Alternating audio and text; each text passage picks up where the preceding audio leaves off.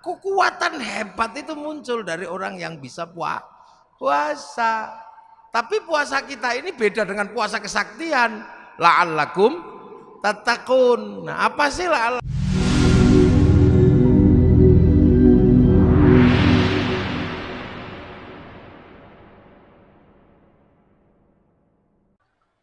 Alhamdulillah kita ini masih punya pelajaran dari pelajaran yang paling tua yang diberikan Allah kepada manusia.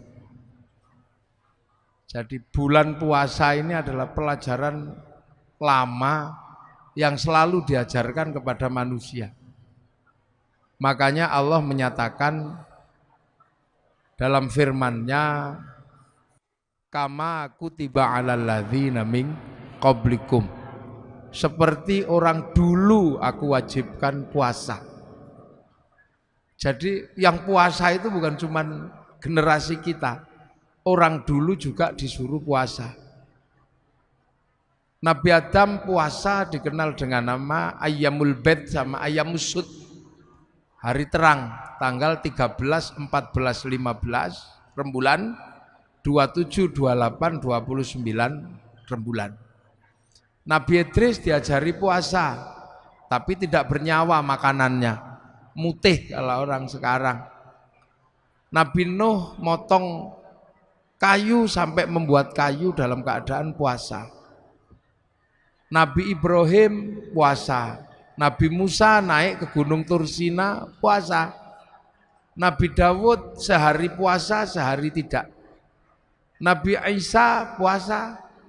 Nabi Muhammad dan umatnya juga disuruh puasa. Makanya karena puasa ini peribadatan kuno, kama kutiba 'alal ladzina min qablikum, maka hampir seluruh manusia mengenal puasa. Dan puasa ini ternyata tidak cuma orang Islam yang menjalankan. Jadi puasa ini ternyata karena puasa ini peribadatan lama, maka tidak cuma umat Islam yang puasa. Agama kuno namanya Zoroaster, punya Tuhan dua, Ahriman sama Ahura Mazda. Nabinya namanya Zarathustra, ajarannya nihilisme, itu juga puasa.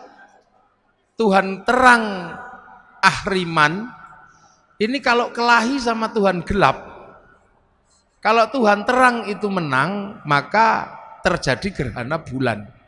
Orang Zoroaster puasa 3 bulan. Kalau Tuhan terang yang kalah, gerhana matahari, puasa 3 bulan. Nah, orang Zoroaster ini punah karena terus agamanya berubah menjadi penyembah api yang di dalam Al-Quran dikenal dengan nama Majus atau Majusi, menyembah api. Orang Majusi juga punah karena Raja Majusi yang terakhir yang namanya Rustum masuk Islam karena diislamkan sama Sayyidina Ali, ngambil menantu Sayyidina Husain. Karena orang Majusi masuk Islam, maka tidak lagi menyembah api, tapi orang Majusi menaruh api di bangunan tinggi namanya Manaro. Begitu masuk Islam, apinya dibuang, Manaronya ditaruh di depan masjid. Akhirnya masjid Persia punya Manaro, dan seluruh kaum muslimin melihat Manaro di depan masjid itu bagus, maka kaum muslimin berlomba-lomba bikin Manaro yang akhirnya sampai di Indonesia bernama Menara. Itu sumbangan dari orang Majus, dari Majusi. Nah, orang Hindu juga diajarkan puasa, namanya upawasa. Upawasa itu enggak makan, enggak minum, enggak menyentuh perempuan. Untuk apa? Jalan menuju moksa. Karena yang terbaik dari Hindu adalah mati tanpa material, hilang raga, hilang sukma, namanya moksa. Agar bisa moksa, ibadah terakhir setelah Upanishad, setelah kabumian adalah upawasa. Enggak makan, enggak minum, dan enggak menyentuh perempuan. Nanti hilang secara material. Makanya ketika Islam datang mengajarkan Syahrul Siyam, enggak makan, enggak minum, enggak menyentuh perempuan, kok mirip seperti upawasa, maka orang Indonesia menyebutnya bulan puasa. Itu istilahnya. Orang Yahudi, orang Buddha juga diajari puasa. Kalau pengen mendapatkan penyempurnaan 8 jalan menuju nirwana, harus puasa di bawah pohon bodhi dengan pakai kain selempang, dalemannya tanpa jahitan. Orang Yahudi puasa, kalau peringatan Yom Kippur juga puasa. Orang Nasrani kalau Jumat Agung sebelum Paskah juga diajarkan puasa. Jadi puasa ini adalah milik semua agama, cuman caranya berbeda. Jadi makanya kalau kemudian halal bihalal ini mempertemukan seluruh umat beragama yang berbeda, pasti nyambung karena urusannya dengan puasa. Nah ini lintas agama juga, loh ya nyambung kalau dalam urusan puasa karena semua agama mengenal puasa. Ini puasa. Makanya puasa itu saking terkenalnya, variasinya paling banyak. Di Indonesia ada puasa makan daun tok, namanya ngidang. Ada puasa makan umbi-umbian, namanya ngerowot. Ada puasa tanpa nyawa, namanya mutih. Ada puasa tidak kenyentuh matahari, namanya pati geni. Ada puasa diem, namanya bisu. Ada puasa gandul di pohon, namanya ngampret atau ngalong. Ada puasa jalan terus ngedan, itu puasa. Jadi variasinya paling banyak. Dan sejarah-sejarah besar dilewati dengan puasa. Sejarah tertulisnya Weda, sejarah tertulisnya Tripitaka, sejarah turunnya Al-Quran, itu sejarahnya orang puasa.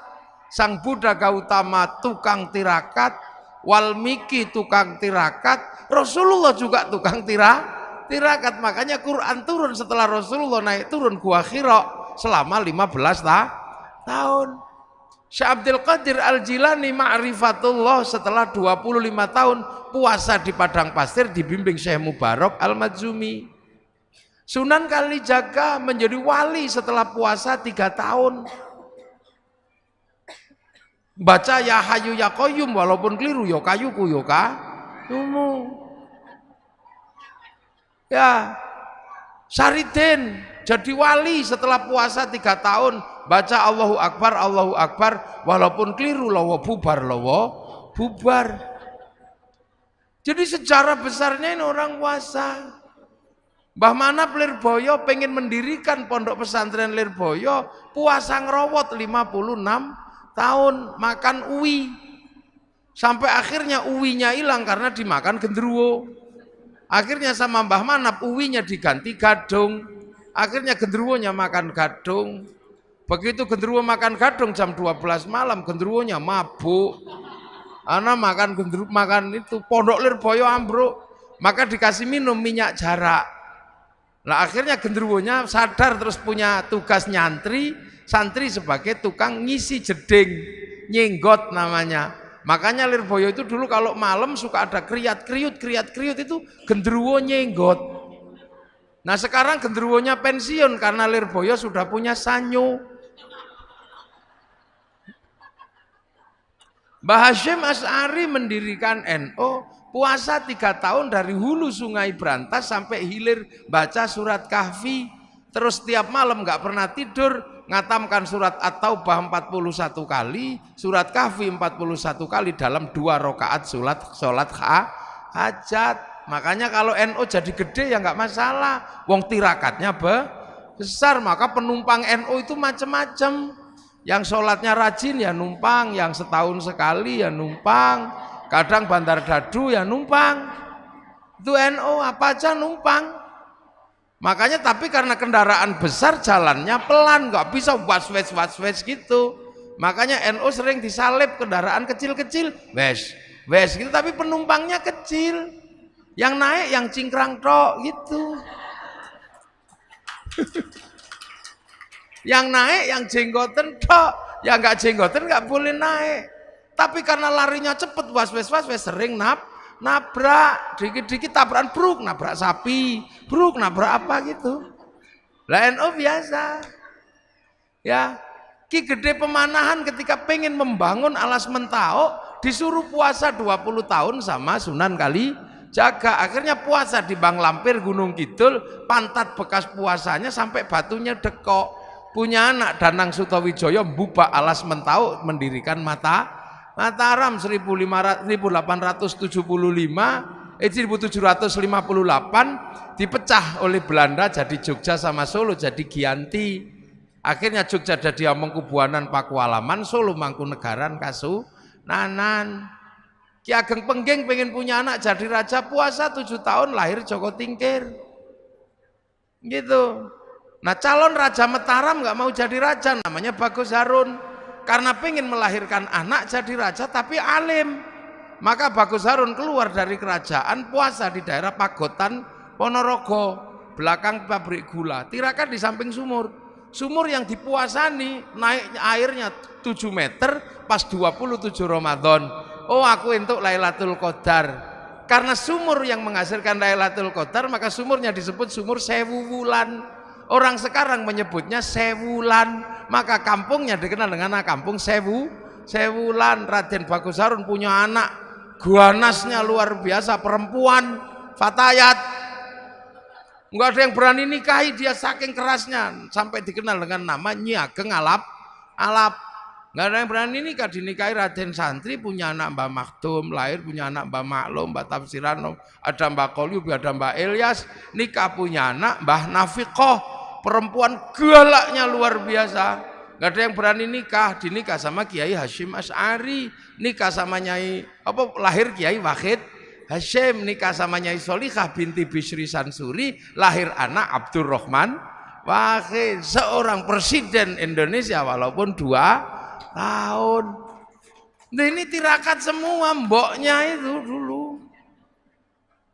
Di Jogja ada orang nggak terlalu pinter namanya Sukirah, pengen punya anak jadi raja, padahal bukan keturunan raja. Tetangganya cuma bilang paling kamu nanti jadi rajanya ketoprak anakmu.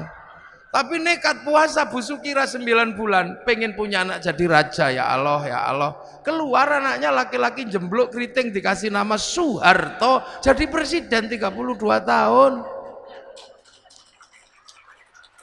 Loh itu makanya dulu orang itu kalau punya hajat besar, senjatanya puasa.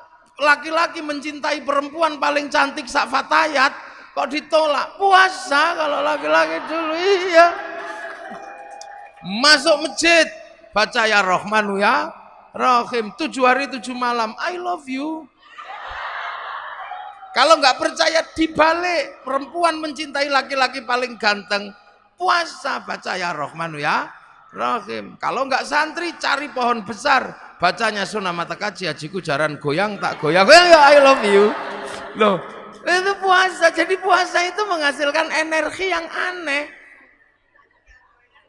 Orang pengen kuat, puasa, baca la haula wala quwata illa billah. Tapi juga bisa kuat, baca Sunan Matakaji, Hajiku Bandung Bondo puasa. Pengen kaya, puasa bisa, ya Fatahu ya Rozak, sholat duha. Kalau nggak mau ya Fatahu ya Rozak, puasa di Gunung Kawi, pulang ya kaya. Nggak puasa.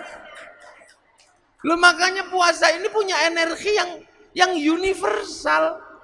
Tidak perlu Islam, tidak perlu baik, seperti yang dinyatakan oleh Yai Said. Hikmah itu tidak pandang bulu, dan puasa itu mampu melahirkan hikmah tersendiri.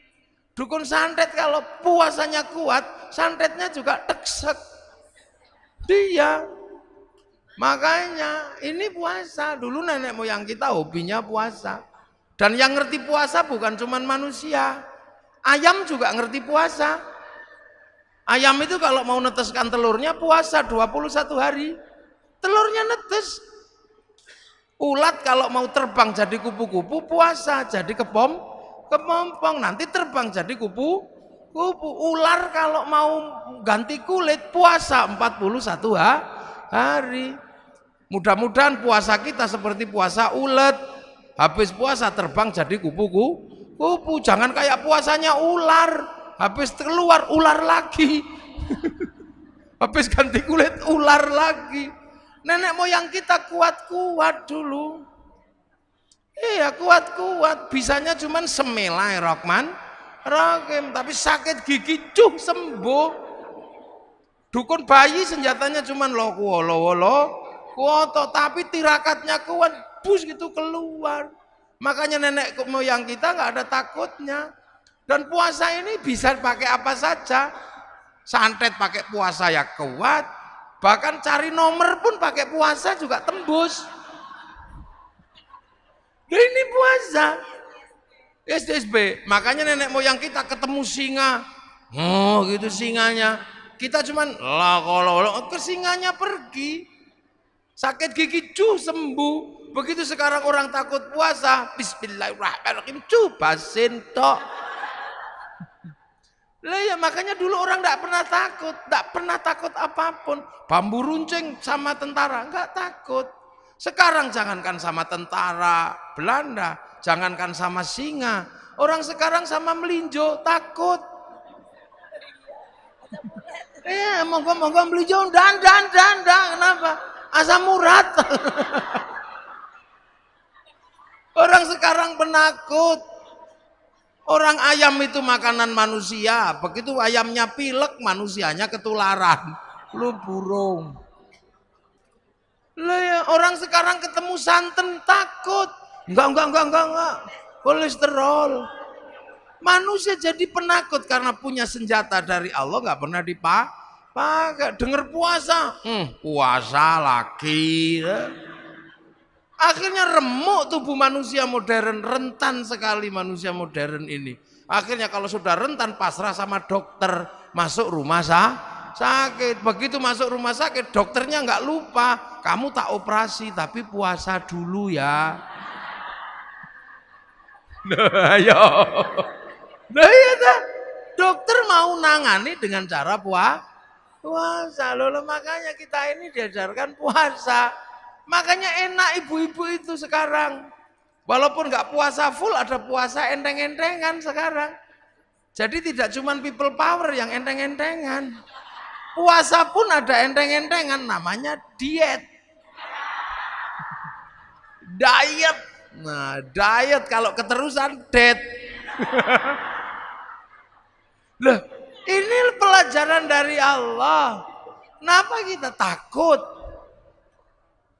Lu makanya begitu kita ini puasa udah nggak kenal masalah.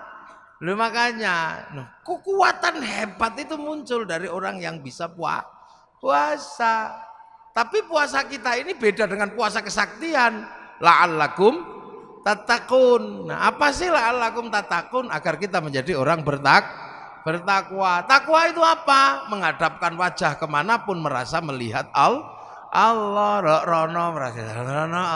Kenapa kita bisa merasa melihat Allah?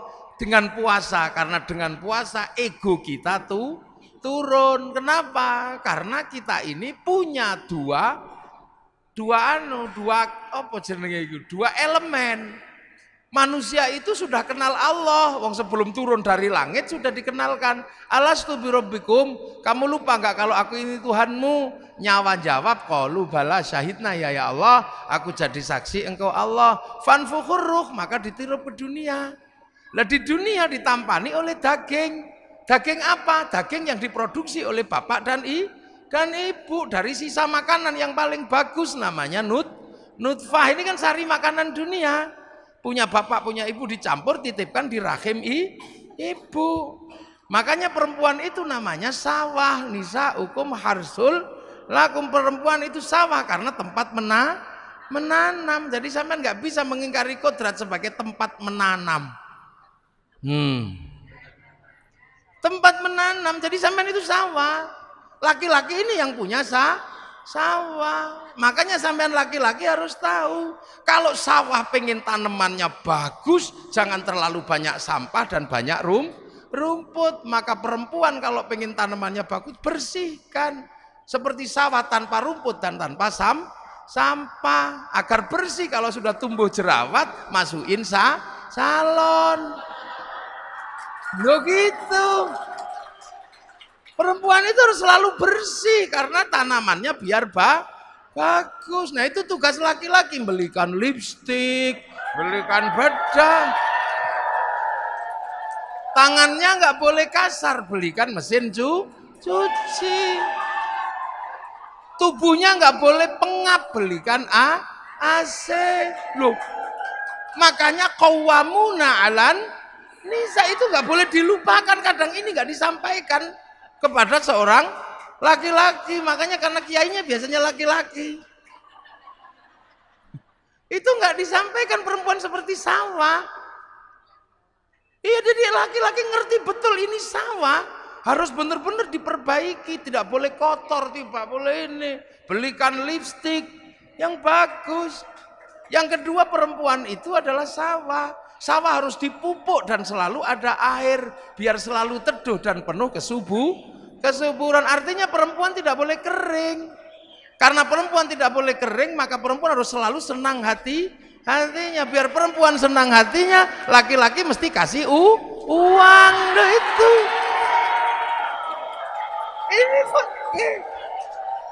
Ini sebab pembelajaran buat laki-laki ini. Iya ini. Nggak apa-apa biar dia belajar. Ya ini pembelajaran. Biar nanti pulang ngomong sama suaminya, kata kiai, saya ini sawah, saya terima ditanami, tapi tolong dong airi dan kasih kesuburan, gitu. Perempuan itu sawah, kalau lagi ditanami nggak boleh dibakar, maka perempuan nggak boleh dimarahi, harus dikasih sayangi, lo bener. Lo iya, kalau perempuan dimarahi emosi. Kalau emosi jantungnya ini di bawah payudara, jantungnya panas, payudaranya mendidih. Air susu nih ibarat santan blondo. Diminum bayi beler. Makanya kalau teteknya nggak sehat, bayinya bengek. Maka ada istilah tetek bengek.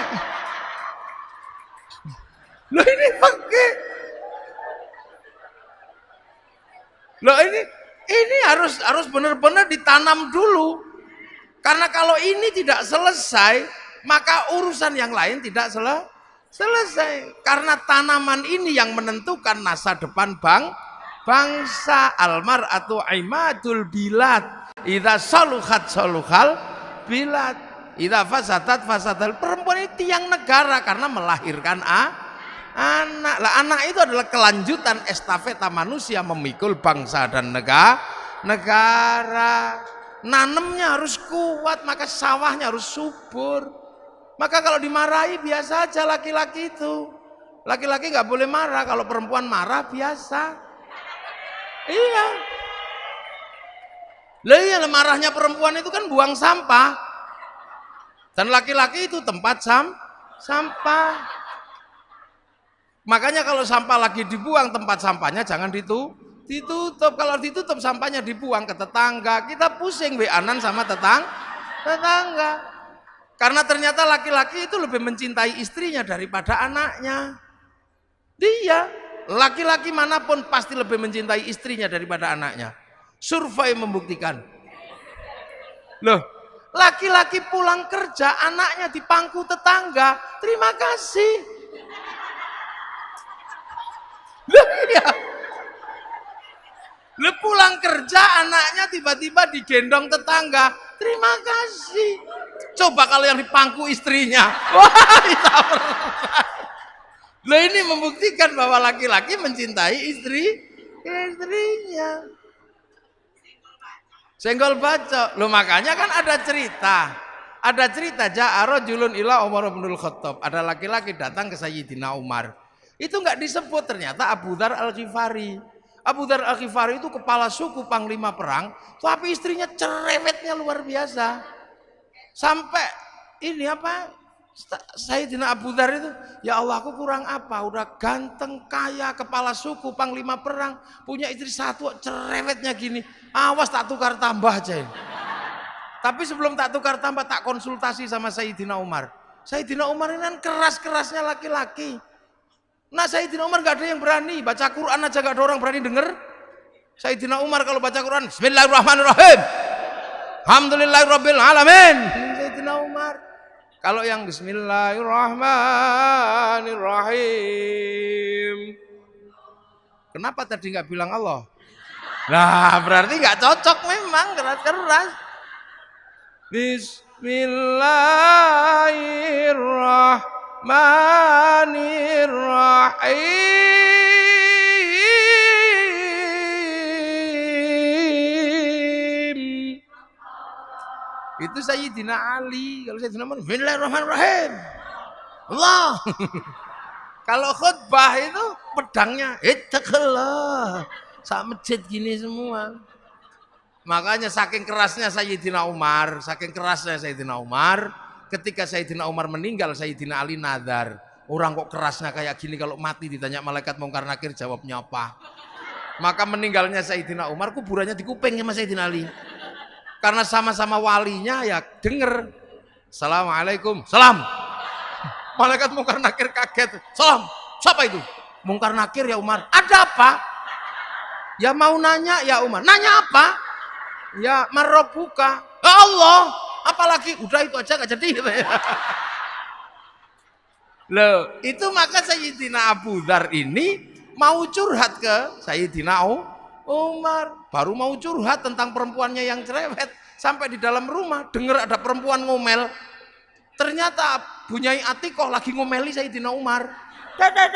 Sayyidina Abu Dzar podo tiba. Selesai ngomel, Assalamualaikum, salam. Siapa itu? Abu Dzar ya Umar. Ada apa? Kok tumben-tumben suruhnya sini? Gak jadi, sama aja katanya. Loh.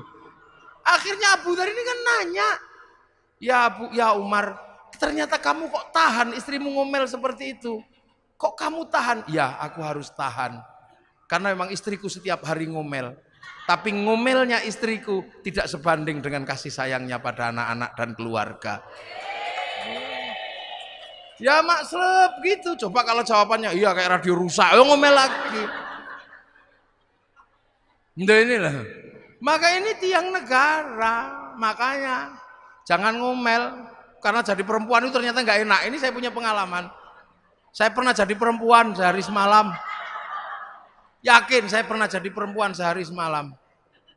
Gara-gara istri saya tak omeli nantang. Wah anak begini kocar-kacir seluruh rumah. Padahal yang bantu juga sudah banyak. Mas jangan ngomong gitu. Kamu belum ngerasain jadi perempuan. Nggak enak jadi perempuan itu. Akhirnya saya emosi. Ya sudah gantian saya yang jadi perempuan. Ya sudah hitam di atas putih saya sama istri saya. Saya jadi perempuan sehari semalam 24 jam. Teken saya, nanti jam 2 malam kamu harus minggat dari rumah ini. Akhirnya tak suruh pergi istri saya jam 12 malam, kasih duit 10 juta. Iya, kamu pergi dari rumah ini malam hari ini, jangan sampai anak-anak bangun. Nanti kalau saya nggak tahan kamu tak telepon. Iya. Pernah itu. Wah akhirnya istri saya udah pergi, saya ini gagah mau jadi perempuan. Subuh-subuh anak saya kan nggak bangun. Akhirnya saya nyontoh istri saya, nak bangun, nak. Ya nggak ada yang denger. Itu kan pekerjaan istri saya pidato kalau pagi-pagi. Saya yang pidato, nggak ada yang denger. Biasanya istri saya kalau anaknya nggak bangun dicubit. Saya ikut nyubit. Kalau dicubit sama ibunya bangun, dicubit saya ditendang kepala saya. Wah, akhirnya nggak bangun. Gagal saya udah mulai pusing. Ada yang turun bawa pempes. Kepala saya udah sak helm rasanya. Habis itu mandikan, disemproti biasanya istri saya. Saya ikut nyemproti, ngamuk kepanasan. Ada yang kedinginan, habis itu jejer didulang, gini satu-satu. Ada yang kegedean, disembur ke, diuncal no. Stres saya jam 7 akhirnya mau sekolah, gagal semua. Gak ada yang mau sekolah. Habis itu rumah berantakan, TV pecah. Remote kocar-kacir sudah. Jam 1:30 saya minta ampun demi Dek pulanglah. Nyerah aku. Nyerah. Akhirnya dia ketawa. Iya aku sudah di samping rumah karena engkau pasti gak tahan. Iya wis nyerah. Tak cekel tangannya begitu sampai rumah. Ambung ping 7. Sudah itu. Ini ngerti semua ini anak-anak. Bang ini ngomongan saya itu 1, 2 itu. Betapa kerasnya istri saya. Tapi saya gak tahan akhirnya. Ampun saya. Akhirnya nyerah saya itu. Makanya tadi termasuk baju ini dia yang jahit. Karena saya ini hidupnya diurusi orang. Jadi ke sana diurus. Hampir istriku itu jarang ngurusi saya. Maka cuman dia bilang, engkau boleh diurus sama siapa mas, tapi saya minta satu, biar urusan bajumu dan sarungmu urusanku, biar nanti kalau engkau masuk surga aku tak bisa gandol katanya. Mana itu aja. Karena itu aja dia minta. Akhirnya ini sarung, ini dia yang jahit. Saya baru ngerti ternyata yang dijahit itu apa? Selimut. Jadi kemarin waktu di hotel baru tak samain gini, sama ternyata kain.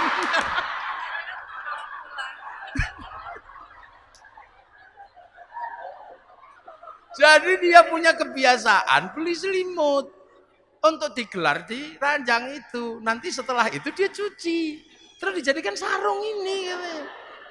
Biar kemanapun kau selalu mengingatku katanya. Iya.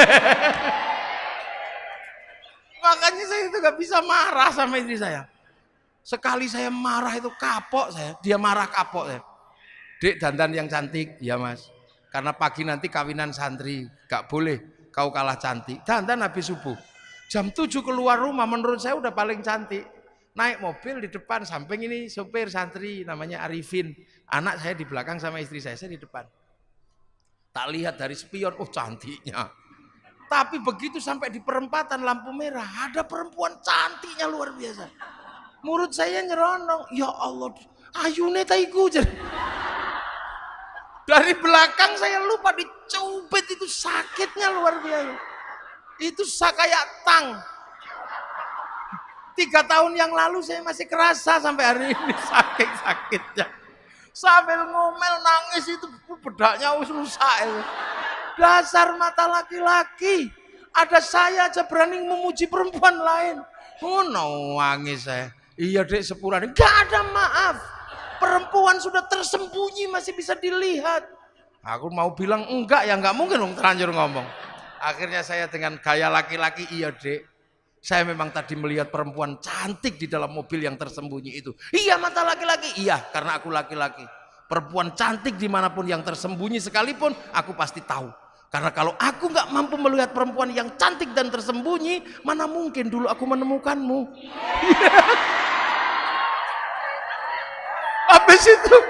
Habis itu kendor ini. Loh iya. Coba kalau nanti nggak percaya tanya sama istri saya itu benar-benar terjadi ini. Jadi jangan sampai perempuan itu marah karena nggak boleh dibakar hatinya. Karena ini generasi berikutnya tergantung perempuan. Maka Allah itu kasih berkah kepada perempuan itu beda dengan laki-laki. Karena perempuan itu menumbuhkan generasi. Perempuan salaman sama suaminya cium tangan dapat pahalanya Hajar Aswad. Laki-laki cuma salaman tekor. Perempuan tidur di samping suaminya dapat pahala sholat di depan Ka'bah. Laki-laki cuma dapat pahala tidur aja. Makanya nanti kalau pulang cari Hajar Aswadnya ya. Lo kok Hajar Aswadku panun. Lihat hamil.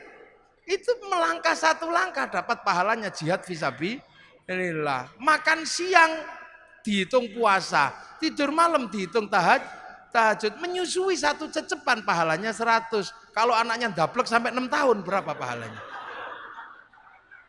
Loh Allah kasih. Makanya perempuan itu berkahnya tidak habis habis. 1 elusan perempuan terhadap anaknya 1 miliar saraf kebaikan bangkit. Loh ini yang tidak, laki-laki nggak memiliki itu. Laki-laki harus perang beneran. Laki-laki harus kelahi beneran baru dapat jihad. Kalau perempuan enak. Makanya perempuan ini dipersiapkan oleh Allah untuk menjadi tulang punggung masa depan bangsa, dan fatayat berada di situ. Maka fatayat tidak boleh lupa ini harus dibangun secara baik, diperlakukan dengan baik. Ya, tidak boleh ada kekerasan, tidak boleh ada penghinaan, karena dari sinilah akan lahir generasi-generasi yang akan menjadi baik buruknya bangsa. Loh itu maka saya paling tidak suka kalau ada laki-laki kejam dikit sama perempuan. Tak tempiling benti sama saya. Dia salah. Pasti imamnya dulu yang salah. Pemimpinnya dulu, sopirnya belok. Biasanya penumpangnya ikut belok. Nah, kok tekan wong wedok ini. Nah, kita balik lagi puasa. Puasa.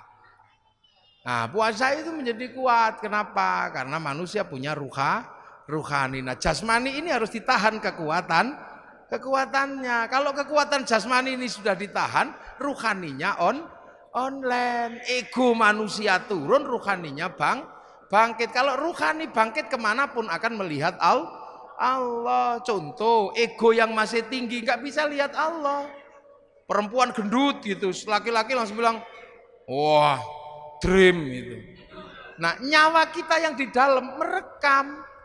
Karena manusia itu sebenarnya punya titipannya nyawa, persis seperti padi, persis seperti pisang. Pisang itu punya titipan pisang yang harus dikelola oleh pohon pisang. Beras itu tergantung pohon padi. Sama seperti syuting itu. Syuting itu hidup untuk tengok saya sana sini. Itu kasihkan bekal namanya memori. Nanti setelah ngerekam saya, syutingnya dibanting, nggak masalah. Yang penting memorinya masih ada. Beras juga sama, walaupun nanti pohon pohon padinya nggak ada, selagi berasnya masih ada, masuk laboratorium rekamannya ada organik atau bukan organik. Manusia juga nanti jasadnya ini sama, pergi. Tapi kalau nyawanya kembali pada Allah, rekamannya juga masih ada. Nah, tugas jasad ini memberikan rekaman yang baik. Kalau egonya tinggi, rekamannya pasti jelek. Istri gendut gitu, drem, ngerekamnya drem. Tapi kalau egonya sudah turun, rekamannya pasti bagus. Istri gendut, alhamdulillah, istriku gendut, nggak tak kasih makan seminggu juga masih hidup. Rekamannya Allah. Nah, iya, sendal hilang gitu. Kalau egonya tinggi, oh kambing ini. Akhirnya yang direkam adalah kambing. Tapi kalau egonya turun, sandalnya hilang, masya Allah. Akhirnya direkam masya Allah. Berarti begitu besok rekamannya dikembalikan pada Allah. Loh, kok ada kambingnya? Karena pernah rekam kambing dipanggil. Beng, kok kamu ada dalam rekaman hati orang ini? Ya Allah, dia mitnah saya nyuri sendal. Padahal kan dia tahu nggak ada kambing nyuri sendal. Saya nggak terima, neraka. Makanya orang kalau egonya turun, rekamannya Allah. Lihat ayam naik masjid, alhamdulillah. Alhamdulillah ya Allah, ayam naik masjid. Kok belum begitu jerot, alhamdulillah ya Allah, santriku bisa praktek toharoh, membersihkan telek dari atas masjid. Karena kalau tidak ada telek naik ke masjid, santri nggak bisa praktek toharoh. Wong kiai nggak boleh bawa telek ke atas masjid tuh. Rekamannya Allah terus. Makanya orang ini kalau puasanya kuat, rekamannya Allah lah adanya. Kalau sudah rekamannya Allah, sistem online-nya ya tinggal share it. Nah itu hikmah muncul itu dari situ. Nah, itu makanya ego itu hati-hati, bisa menjauhkan kita dari Allah. Contoh, ini kan habis lebaran, Bu Ketum, Mbak Anggi, aslinya mana? Sragen. Nah di Sragen itu ada ayam goreng. Jaya Sragen itu ada ayam goreng. Mungkin karena sudah lama di Jakarta, pengen ayam goreng Sragen. Sampai rumah karena liburan nggak ada ayam goreng itu. Karena nggak ada ayam goreng maka merindukan ayam goreng Sragen. Saking kangennya kemana-mana bayangkan ayam goreng aja ngiler. Saking ngilernya nggak tahu main ke rumahnya Pak Bupati, ada ayam goreng yang diinginkan. Hati-hati, jangan dimakan. Itu bisa haram. Kenapa? Karena didorong oleh nafsu selama 1 minggu pengen ayam goreng. Begitu dimakan nikmatnya luar biasa. Akhirnya pergi ke rumahnya Pak Camat, ada ayam goreng yang sama. Karena sudah tidak terlalu kepengen begitu, monggo silahkan. Enggak.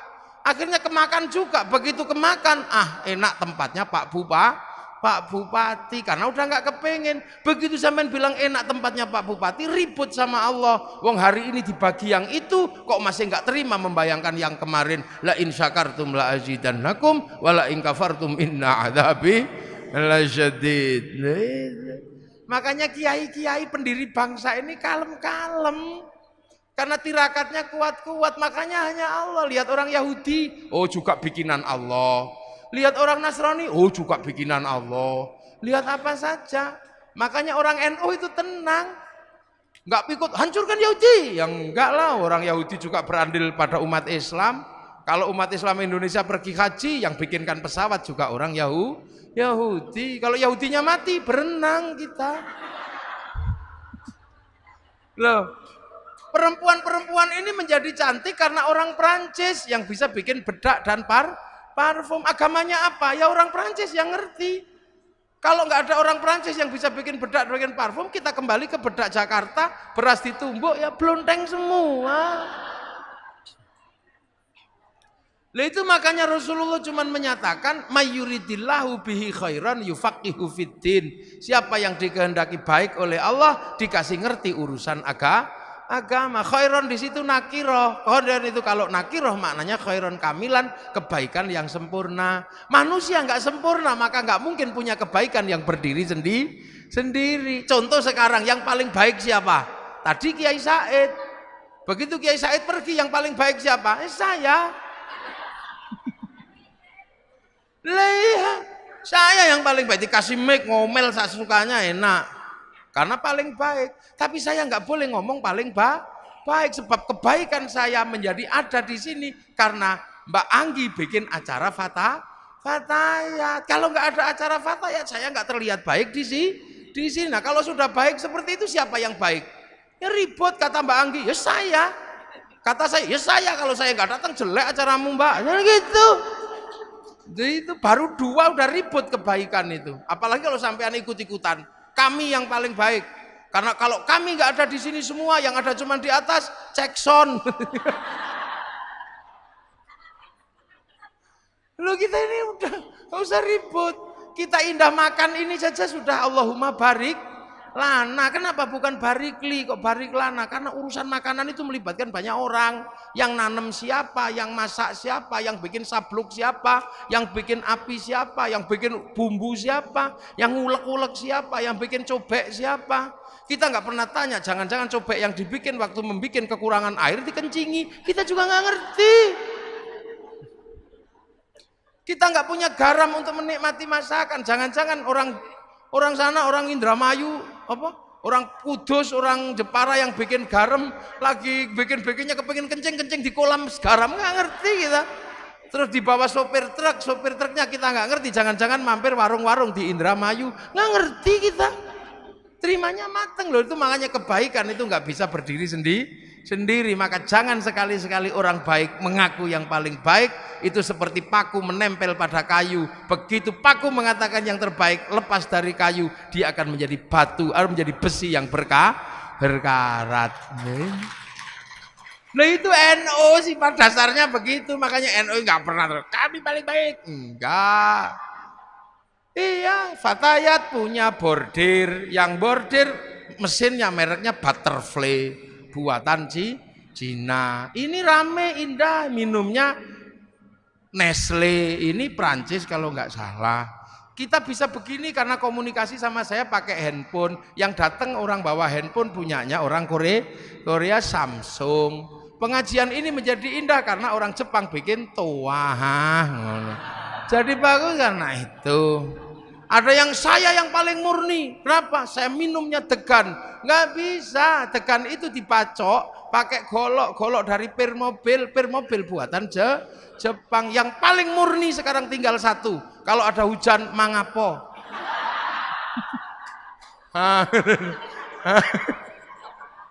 Loh, sifat dasar NU dan Kiai itu seperti itu. Maka jangan salah paham. Hancurkan Yahudi, renang kita. Wong Pak Habibie suruh bikin pesawat gak jadi-jadi. Wong namanya tetuko, sing teko ra tuku-tuku, sing tuku ra teko-teko. Ya itulah makanya halal bihalal ini sesungguhnya adalah wujud dari kehidupan kita yang gak bisa berdiri sendiri. Gitu loh, ada orang mana.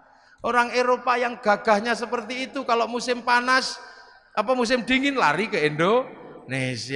Kalau musim gugur dia cari buah dari Indonesia, dari negara yang biasa aja. Jadi nah inilah kehidupan kita, mudah-mudahan halal bihalal kita kali ini menjadi makna baru bahwa kehidupan manusia adalah kehidupan bersama yang gak mungkin dipisah-pisah, bahwa kebersamaan itu tercermin dari Indonesia dan berhasil dengan cara seperti ini. Hasilnya apa? Arab satu bangsa pecah jadi puluhan negara, Eropa satu bangsa pecah puluhan negara, kita puluhan bangsa mampu bersatu dalam satu negara kesatuan Republik Indonesia.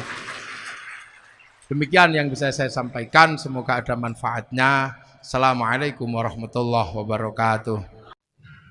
Assalamualaikum warahmatullahi wabarakatuh. Selamat datang di channel Santri 017.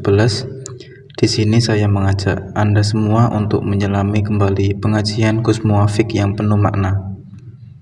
Video ini tidak hanya menampilkan potongan ceramah beliau, tapi juga saya lengkapi dengan analisis dan pandangan pribadi. Ini adalah bentuk apresiasi dan upaya saya untuk menggali hikmah yang lebih dalam. Harus diakui, ceramah Gus Muwafiq selalu punya daya tarik. Selain ilmu yang beliau sampaikan, gaya bahasa yang sederhana dan humornya membuat kita betah. Menurut saya, humor adalah alat dakwah yang paling cerdas. Beliau mampu membuat ajaran Islam yang kadang terasa berat menjadi ringan, mudah dicerna, dan langsung menyentuh hati. Mari kita bedah lebih dalam bagaimana humor ini menjadi jembatan ilmu beliau. Ada beberapa poin penting dari pengajian Gus Muwafiq yang sangat berkesan bagi saya. Pertama, saya kagum melihat bagaimana beliau menghubungkan ajaran agama dengan realitas hidup sehari-hari. Beliau tidak hanya sekadar untuk membahas dalil dari kitab, tetapi juga memberikan contoh nyata yang relevan dengan kehidupan kita, mulai dari urusan rezeki, hubungan bertetangga, hingga masalah rumah tangga.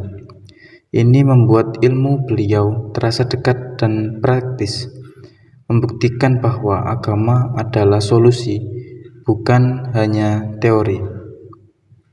Kedua, saya sangat terkesan dengan pesan kesederhanaan yang terus beliau sampaikan. Di era serba digital yang penuh dengan pameran kekayaan, Gus Muwafiq mengingatkan bahwa kebahagiaan sejati datang dari hati yang tenang, bukan dari seberapa banyak harta yang kita miliki. Pesan beliau, jangan terlalu sibuk mengejar dunia sampai lupa mengejar ketenangan batin, adalah tamparan halus yang mengingatkan kita bahwa kebahagiaan sejati bersemayam di dalam diri kita. Ketiga, saya mengamati beliau mengemas dakwahnya dengan kearifan lokal Jawa. Sebagai ulama dari tanah Jawa, beliau sering menyisipkan peribahasa atau pepatah Jawa yang penuh makna. Metode ini sangat efektif karena membuat ajaran Islam lebih mudah untuk dipahami dan mengakar dalam budaya setempat. Beliau berhasil membuktikan bahwa dakwah bisa beradaptasi dengan konteks budaya tanpa mengorbankan esensi ajaran Islam itu sendiri. Dan yang terakhir adalah peran beliau sebagai figur masyarakat yang dicintai. Gus Muwafiq bukan hanya seorang penceramah, beliau adalah sosok yang dekat dengan umatnya, penasehat, pendengar masalah, dan pemimpin spiritual. Beliau berbicara bukan dari posisi yang lebih tinggi, melainkan sebagai seorang ayah, teman, atau guru yang tulus membimbing. Ini mengajarkan kita tentang pentingnya adab dan ketulusan dalam berdakwah. Pesan inti dari video pengajian Gus Muwafiq ini adalah bahwa ajaran Islam yang disampaikan dengan cara yang mudah dipahami dan membumi tidak hanya menambah pengetahuan, tapi juga membawa ketenangan dan inspirasi. Dalam pengajian itu, kita diajarkan tentang pentingnya bersabar dan ikhlas sebagai kekuatan batin untuk menjalani hidup. Kita juga diingatkan untuk lebih fokus pada introspeksi dan memperbaiki diri, alih-alih sibuk mencari kesalahan orang lain. Inti dari semua ajarannya adalah bahwa Islam adalah agama yang mudah, damai, dan menjadi solusi bagi segala masalah kehidupan. Jangan lupa berkomentar dan jangan lupa berinteraksi di channel saya. Saya selaku kreator dari Santri 017. Assalamualaikum warahmatullahi wabarakatuh.